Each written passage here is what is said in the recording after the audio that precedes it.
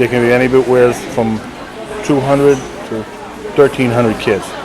And they represent every school in not only the city of Boston, but the greater Boston area. With that comes all the cultures from the various areas around the city. There's a variety of ages, and they all converge here at one time. So we've recruited one school police officer or two school police officers, 3 or 4 Boston police officers, then some school Boston police officers, 3 or 4 clergy, a couple of attendance officers, a couple of members of the Boston Center for Youth and Family, and when you turn around, you have 18 workers. So you went from a staff of 2 to 18. And what we do is we look for kids that look as though they may be of high school age, and we just have casual conversations. And it usually gives us a lot of information about why the kid isn't in school. How about you? Madison Park, why are you down here? You're buying something, right? Yeah. What are you buying? Clothes, right? Did you stay in school all day today? As policemen, we understand we only go so far of gathering this information. Then we turn it over to the school department, and they do an evaluation of it.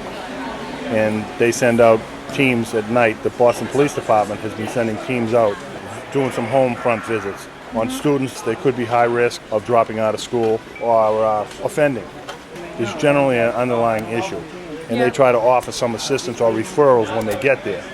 And just to let the parents know that there are ways that they can tap resource to alleviate some of the problems that they're having with their students.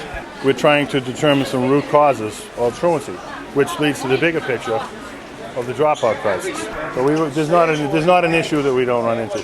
We've had probably around 1,500 encounters with these students over the past 2 years.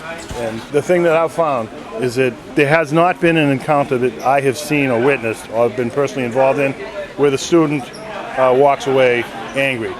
We have what we call a StopWatch hotline, and that number is 617-222-1060. If there's an anticipated problem anywhere throughout the school day, all our advocates, teachers are encouraged to call that line and leave a tip.